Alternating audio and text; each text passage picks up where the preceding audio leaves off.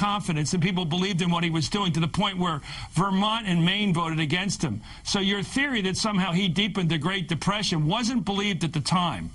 Well, who cares what was believed at the time when it came out with the proof now showing that it is?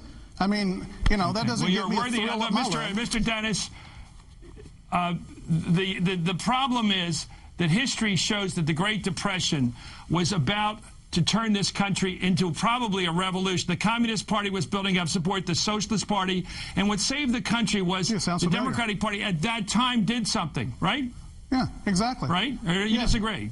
Well, they did something, absolutely, but it's very debatable whether it was really the good thing for the country. All we're saying, and I'm not going to get into, I mean, I don't care to, but I will debate about President Hoover, but if that's what you brought me here for, you're wasting your time. No. What I bring you for is when you're holding Tea Party meetings and condemning this president for taking dramatic steps to deal with the Great Depression that was facing us, and you're calling that socialism, whatever, and I'm just asking you, what was the alternative when he faced what he faced that was left over from Bush? Bush left him.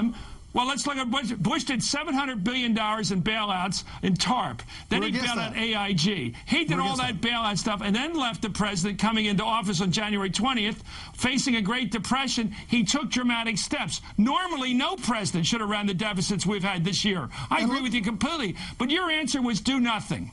And look at the success he's had. Since he signed the stimulus bill to create jobs, we've lost more than 2 million jobs. Look at the great success he's had. What we say is cut taxes, give us more liberty and freedom at the ground level here in the red states or in the flyover country, as you New Yorkers call it, and let us live our lives like we do. But the government doesn't work that way.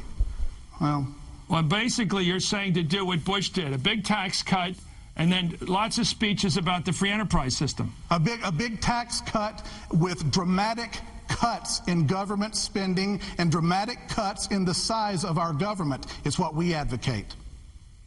Okay, we just don't disagree. We just don't agree with your ideologies, Chris. It's not the fact we're racist or rednecks. We just don't agree with your liberal ideology. And in 2010, we're going to see what happens. Well, hey, look, fair enough, but let me ask you this. If you think doing nothing for this new president to come in, I think there would have been a lot of Republicans on the other side, a lot of critics like yourself, who would have attacked Barack Obama had he come in and done the usual smooth sailing and said, we'll get through this, just hunker down. I think a lot of people believe that if he had done that, we would be in real trouble right now. You know, that's crazy Worse talk. Trouble. That's crazy talk. I'll tell you this. If Barack Obama would cut taxes and if he would reduce the size of government and secure our borders, I would have his face tattooed on my chest, and that's an open offer to President Obama right now. Okay, well, thank you very much. I think I agree with you about the borders. Thank you, Philip Dennis of the Patriots. My pleasure.